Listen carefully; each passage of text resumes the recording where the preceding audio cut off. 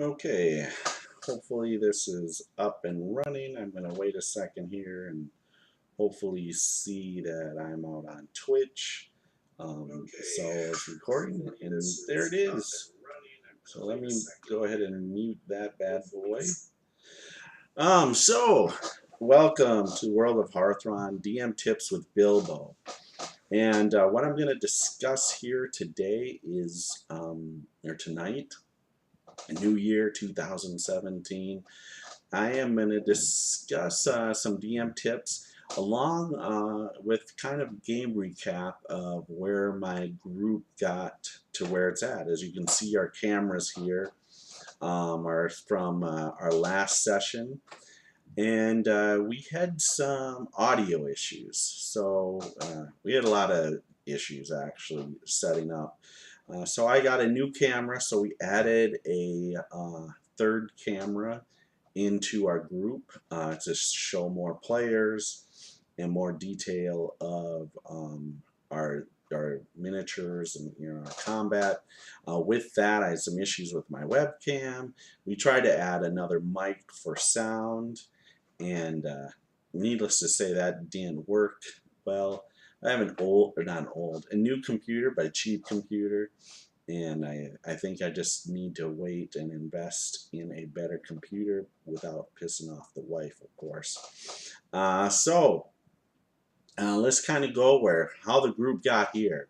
The group right now is on Mount Blue Top in my world of Harthron, a place continent called Terran. And I'll just kind of go with the recap. As I said, our last session, we recorded it. However, we never checked the actual audio. We heard one of their players that was on Skype. He came in on Twitch. I didn't think about listening to my own voice to make sure that it was going on. So, needless to say, we didn't get any audio. So I deleted that session because who's going to want to watch a bunch of gamers mouth the session? So I'll recap what happened and how the group got here. As you can see, they're on top of a mountaintop here, and we have them fighting. If you can see, let me grab my pointer here. I can find it here. There it is. So as you can see, there is a rock right there. And there's another one over here on this, but it's not being seen, as well as a remaining dretch. So let's kind of go back a little bit, where the group started climbing the mountain, and where I kind of went through some encounters. And because I believe the last DM tips that I kind of gave was on how that I came up with our my little maze, Minotaur maze, and for that encounter. And then so the next encounter they had after they were going through what is called the Gnarl Wood, very treacherous woods. Because of this mountain as well, there's some magical properties behind it that has creatures gating in from other places. So they ran into some phase spiders, some giant phase spiders, made a big mama spider. The encounter was an easy encounter for this group. However, the encounter had surprise on the group. The terrain was difficult for them. So they were kind of hard pressed with the encounter. It was a good encounter. I knew they would do fine with it, no losses or anything like that. It was just a random encounter, and what I did is, made the terrain difficult for them. Easy encounter. They shouldn't expend that many resources. No one should die in that type of encounter. And I gave the creatures, because they could phase in, surprise attack on them. So they were successful there. Our next encounter was with right at the base when they started climbing up this mountain here. And this mountain, just imagine this mountain's up, over a mile high up in the air. You know, oxygen thins as they climb up, you know, higher and higher. But because with the barbarians and the dwarves, it kind of kept the effect of, you know, them really getting winded or anything like that. So no, I thought about doing fatigue at a level 1 for most of the group, but really, you know, other than there's just a couple of spellcasters in the group that might be fatigued, but I decided just not to play with that element. Just the group is so large, it really won't have a hindrance as a group overall. Um, and it would just really be on ability checks anyways. So I kept the exhaustion off the characters, but I thought about it. I really did think about having exhaustion. If it was a smaller group, I think I would have done it for the game effect. So as they started climbing up the mountain, immediately, really at treetop level, they ran into 3 earth elementals, and we ended the session right when they encountered them. We started up the encounter, and Rafik here, as well as Mardor here, who is really a Goliath cleric, um, and they banished a couple of the earth elementals, and then Vega here, over here, there's Vega. She ended up Charm Monster, the last one. However, well, not Charm Monster. She did, yeah, she charmed the monster. Found out the same thing, that these things are just gated in from their home world. Um, and he ended up going back to home. They fed him a couple of gems, and he ended up returning home as well.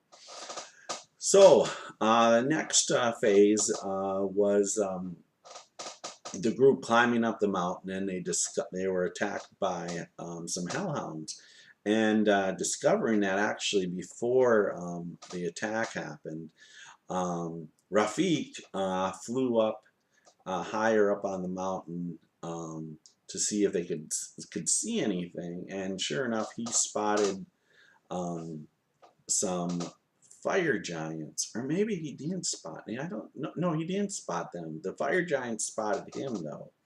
I believe that was the case. I think, yeah, it was the other way around, where he went up. He was flying. He never went up too far of the group. However, I gave him a spot check. I gave Mardor a spot check too, to see if they could notice these giants climbing up, because, you know, perception. And both of them failed perception checks. However, the giants succeeded at seeing Rafik flying around. And so the hellhounds came down. About 8 of them came down and attacked the group. The group killed a couple. However, Vega ended up, yeah, 4 of them. Yeah, so they killed half of them, or maybe it was 6 that went down. I think there's a total of 8 of them in the encounter, but 6 went down, and they killed 2. Vega ended up charming Geese, actually, the other 4, so they're under her command for the next month.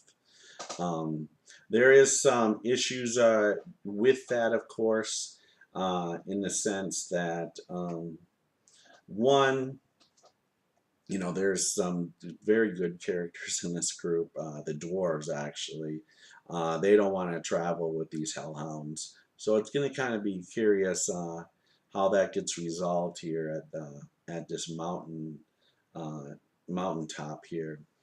But then with the hellhounds, they discovered that there were fire giants, and they were sent down from the fire giants to go after Rafik, not knowing how many people were in the group or anything like that. But they went down to have an encounter. What really happened here is that they made such quick work of my earth elementals. To be honest, I thought that would be a gaming session. And because of they making such quick work, I sent down these hellhounds, because I knew they wouldn't be able to get through the fire giant encounter that episode. So I sent down 6 of the hellhounds. You know, I had to punt, you know, because in the sense, well, You know, I could have rushed the group to the fire giants, and who knows, maybe I should have role played that out. But I knew the group was kind of itching for a fight too. Some of the players were disappointed with the banishment spells that happened with the earth elementals, and they just, you know, just feel like, hey, they want to fight, and just if you're banishing, you know, everything or charming everything, where's the fun in that for the fighters in the group? And not necessarily even the fighters, even some of the clerics players spoke up about that as well. So we'll see how that goes with the group dynamics. You know, we have a couple new players, really, you know, 3 new players that have joined this group, or really 4. And so the group dynamics is kind of changing a little bit. And we'll see how that goes.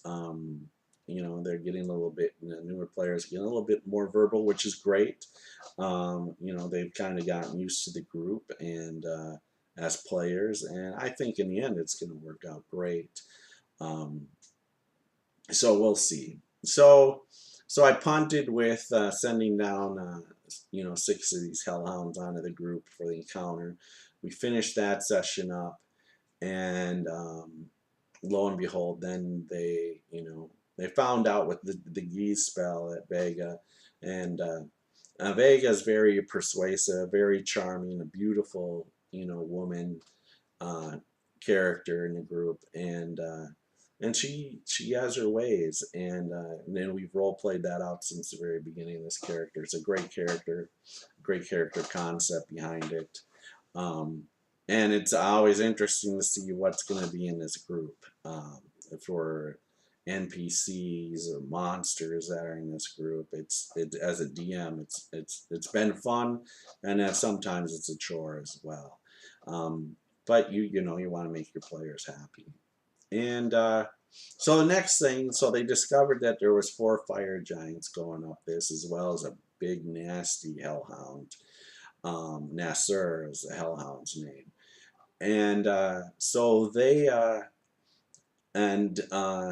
were trying to figure out how could they get to the fire giants before they reached the top, before they reached Rhea, and you know, and so a big part of the session was kind of almost in a sense a waste of time, where they scouted.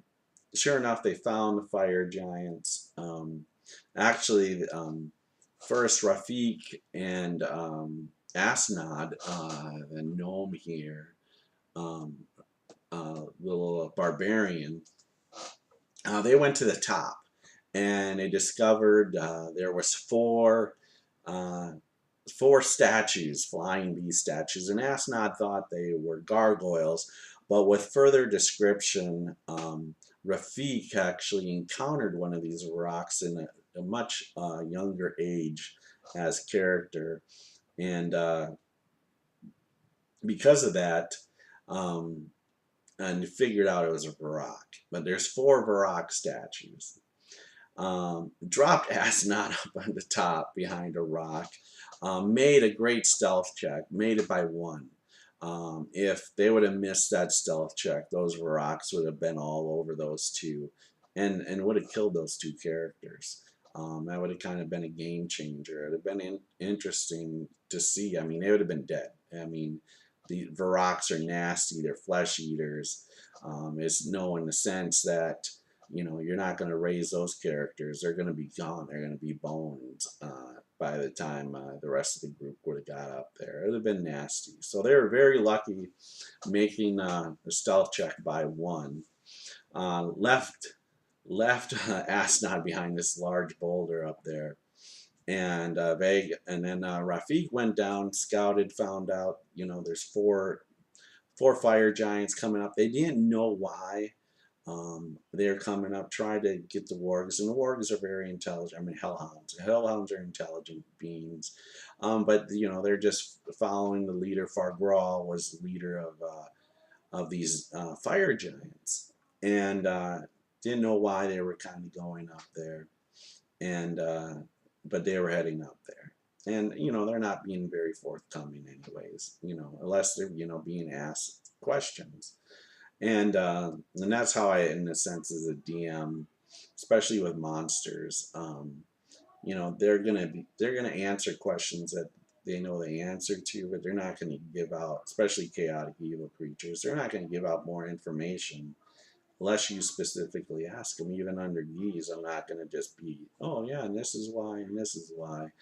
The group later finds out Fargral and his group were actually heading up here um, to be teleported somewhere else, possibly the Rack Mountains and Tamra, because their clan far to the west, I want to say, or east, far to the east actually, far to the east, was overtaken by undead.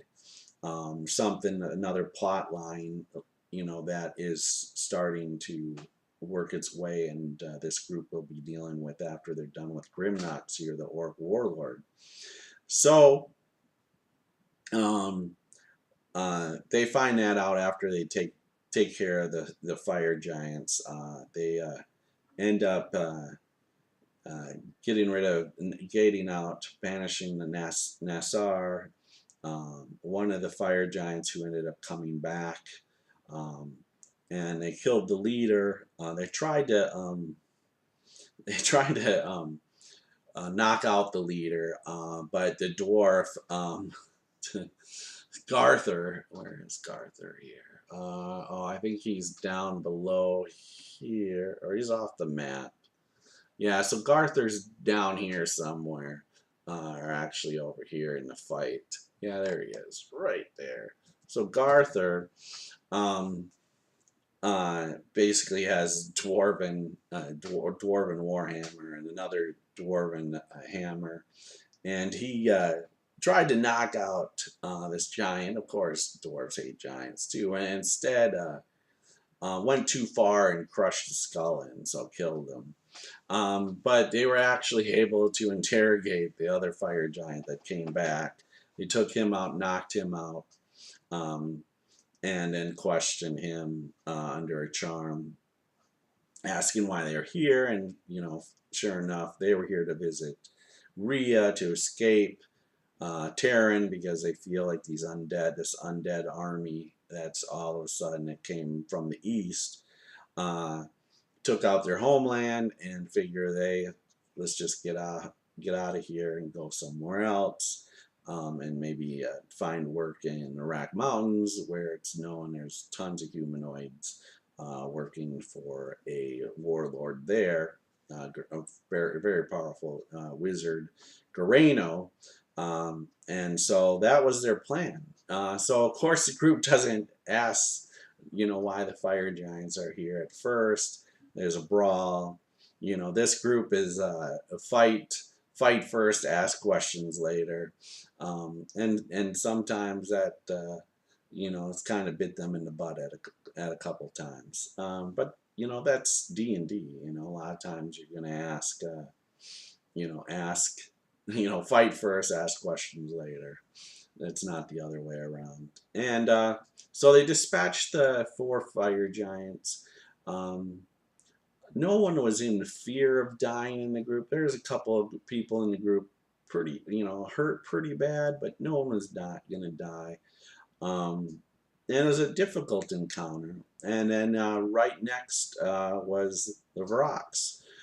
They knew they were up there. They rested. They went back down the mountain an hour, rested, interrogated the one fire giant, Darnern, and then they killed him. They basically harvested the bodies for some blood, muscles to create some more potions, and eventually create a belt of giant strength. So they did that. Then the group came up here to deal with the Varrox. Right away, Rafik just came right up on the board, really where Mardor is standing. That right away alerted the 4 Varrox. They're stoned. Shells all broke. They came down. We went into initiative. Luckily for Rafik, some other people got up here, like Slosh and Flamezor and a couple of their barbarians. Asnod, comes up, and that saved Rafiq's bacon, because if not, those four would have probably been on Rafiq, and he'd probably be dead right now, and instead of flying over here dealing with another Varrock there. So with the four Varrocks, one actually gated in, summoned another Varrock. That's actually this one right here, up here. If I point that, there we go. That Varrock was summoned in. Also, there was three. Man, I can't even make the name of them now. What are my dog's names? What are they called? Man, total DM. Here we go. Dretches, jeez. Three Dretches came in. The Hellhounds, as you can see, they were fighting. So the Dretches actually winning the battle, or the Hellhounds winning the battle there. Took out two of them already. One's left. They managed to take out two of the Varrocks. Three of the Varrocks. So there's actually just one and one that was gated in that are left. They should be able to dispatch those our next session, which will be in another week. It's my anniversary coming up on the 7th, so we won't be playing any D&D, or I won't be DMing or playing any D&D for the next weekend, which sucks, but gotta keep the wife happy. And then they'll meet Rhea. So this was here 2 difficult encounters back to back. And you want to build that intensity. I rushed the fire giant fight a little bit.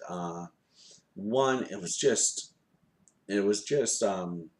painstakingly as a DM.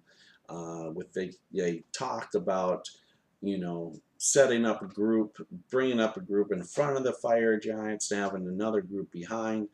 That probably would have been a mess. I would have made a roll for the second group, how many rounds it would have taken for them to get involved in the fight. And with that, I mean, they could have killed the top group, and then who knows what would happen. But I would have let it happen if that's what they wanted to do. They ended up doing how I have the setup, this mountain that I created. They fought, they basically raced up the mountain, and it was a race, and that's how I had it. And as long as they raced up, I was going to have the fight before the fire giants reached up here. But also, I didn't know in the sense of how the encounter would go. I didn't know. The fire giants, remember this as a DM, the fire giants don't know about the Varrocks either. And it very well could have been where I could have had a fire giant going further up the stairs, depending on the fight. That didn't happen. But if it could have happened, or even if a player character would have popped up here on the top, those Varrocks could have been in that fight. And then it could have been really nasty. I didn't know how the group would deal with that. Just going to take a cough drop. So one reason I haven't done any DM tips, or even my last RPG crate that I got before Christmas, I wanted to do a video. Actually, I did a video, but I was choking so much. I have a chest cold that I just ended up deleting it and said, well, we'll just hold that, just won't shoot one RPG crate for December and wait till the next month. So that's, as a DM, that's kind of what I had, thought that it could happen. I was ready for it to happen. I had the Varrocks in my initiative. So they were there in the initiative. I just skipped over them unless, they got triggered to start, into the action. And it could have been where the Varrocks were going to fight the fire giants as well. It would have been either or. It could have been very interesting. Didn't happen that way, but I was ready as a DM, and I think as a DM, it's a good tip to kind of be ready for it. If you're going to have close encounters, to be ready to trigger another encounter, especially in the open. I know a lot of people run dungeons, and they keep an encounter, separate from the separate rooms. But I think as a good DM, especially if you designed an adventure, or even if you're using a published adventure out there, if the next room is affected by the room they're in, that shouldn't, it maybe increase the encounter, and you could open a door, and all of a sudden, the guards from the other room are now going to be involved in the fight. I saw that happen, or listened to a session. Just take a drink of water here, because my voice is getting dry talking so much.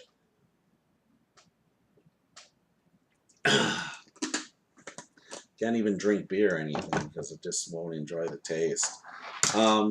So I was saying, so I was listening to a session with a group on that from YouTube, and listening to them, and the DM had where the group kind of pushed too far into an encounter. And because of that, and they didn't take a rest between the encounters, and push too far in the next encounter, they ended up losing like 2 characters. 2 characters ended up getting killed in that session, which was really bad planning on the player's part, but good DMing on the DM. I mean, he, you know, that they pushed it, not him, and I thought that was really really good as a DM, and it was an intense session. You could feel it with the players, and the DM, and I mean they were lucky that it wasn't a total party kill, and it could have been. They were really lucky. But I was really impressed with the DM by doing that, and I think that's good for DMing, good for storytelling, especially if it's in your own world, like this DM is, like mine.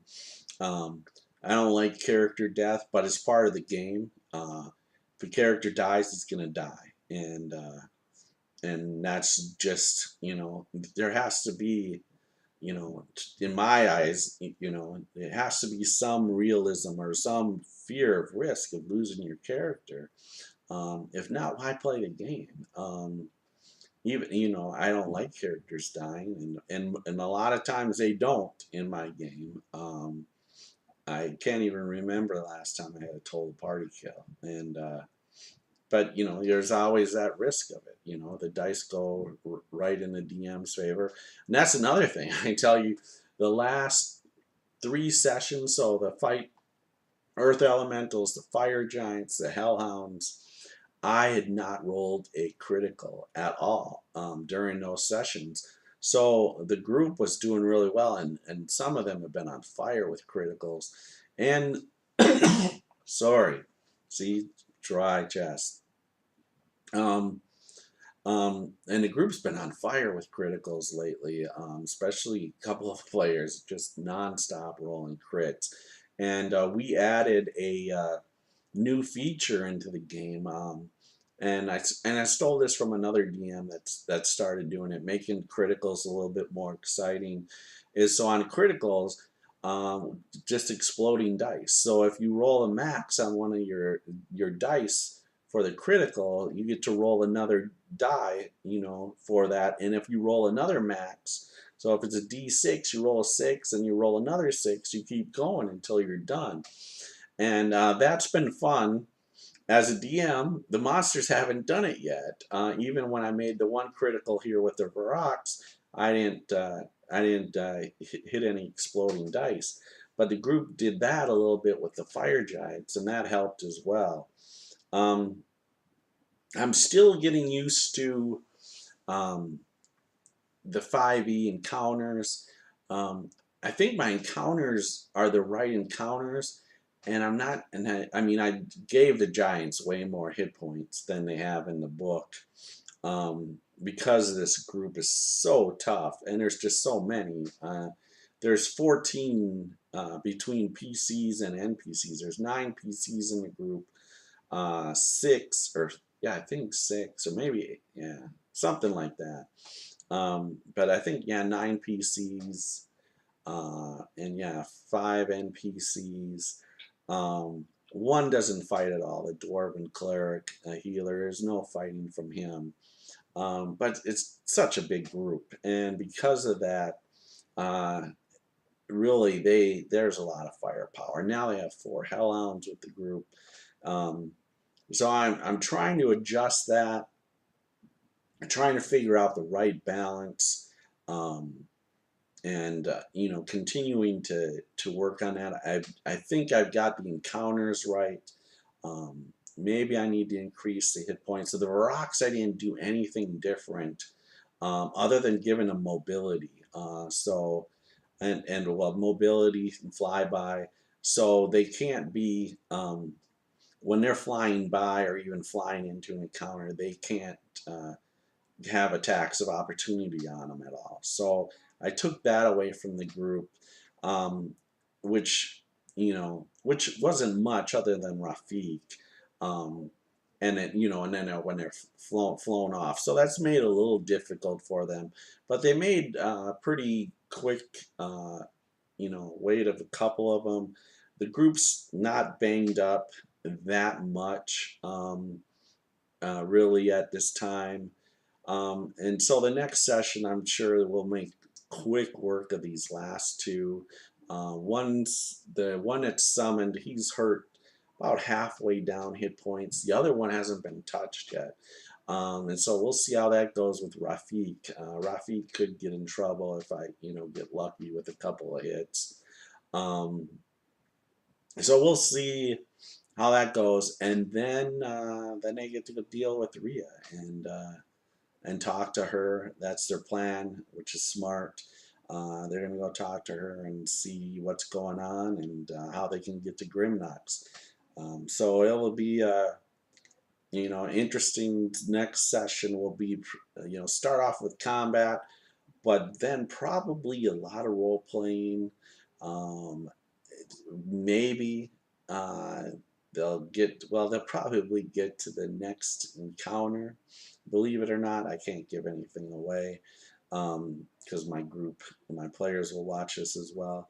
But yeah, the group's been doing fairly well, as this goes.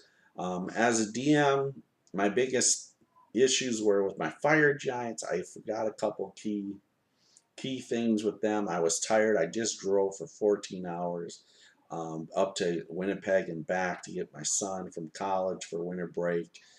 And so maybe it wasn't a great idea to DM that very next day, because I forgot some key details. It would have made it a little tougher on the group. Maybe somebody dies, in the group. But because I forgot some details, and as a DM, you're going to, especially a big group like this, there's just so many moving pieces, that are going on that you're going to forget details. And you just, as a DM, you just kind of have to chalk it up and go, oh, well, it happens. It happens to me a ton. Um, Even with all the notes, all the prep work that I have done for this group. There's times where I just, oh, I forgot to do this, forgot to do that. And I'm just getting better and better, making sure that, okay, this round, this is the option for, I should cast this spell if, encounter, or do this or that. The Varrox, I have one surprise thing that I forgot to do, but I'll do that the next session. And it's not a big deal, but with the other two that were remaining before they died, I should have done that, but missed one of their abilities. It's not a big deal. It happens. So with that, I'm going to go ahead and sign out. I plan to do more of my DM tips with Bilbo. This new year, to start doing a lot more the video of, learnings. I have a couple ideas I want to do, on some things like I wish I would have known as a beginning DM, especially in this day and age now. I wish I would have known when I started DMing if I did this or that. That's, one of the things. And then, just, kind of give you my thoughts when I, hear about stuff. Maybe review some of the stuff that I listen to online and give my opinions on, you know, um, how I feel about, group. I watch Critical Role. I watch some Encounter Role Play, or I should say, listen to these guys. Listen to Critical Role. Listen to Counter Role Play. Listen to what is it? Court of Swords. Those guys are all great DMs. Love listening to their stuff. Nerdarchy, listen to their guys' sessions. So, I plug in an earphone a lot and listen to a lot of different. I don't watch them. I just listen to them when they're DMing. Sometimes I hear things that are really cool and great, and maybe steal some ideas from some of them. Sometimes I'm like, "What are you doing?" And so maybe I'll give some tips on that. But I plan to do more of these sessions. If you have any questions for me as a DM that you'd like me to answer, please feel free to reach out. Put a note out on my YouTube, and I will promise I'll get back to you, either answering on there or even doing a video on it if it's good. Please like and subscribe to my channel. If I see that and see my subscriber base growing, I'll know I want to put out more videos. I hope to have a really good 2017 year. My group, we plan to do try to do a marathon session where we're going to try to go after maybe the world record here at the end of the year next year, or end of next year, 2017, for charity. And so hopefully going to work with some people and see if us old guys can pull off a 3 or 4 day session in a row with limited sleep. But that's in the works and in the planning, and hopefully like November we do something like that. So with that, I'm going to go ahead and sign out. Your DM Bilbo, World of Harthron. Remember, it's cool to be a geek. Pass it on, and happy gaming, everybody. Good night.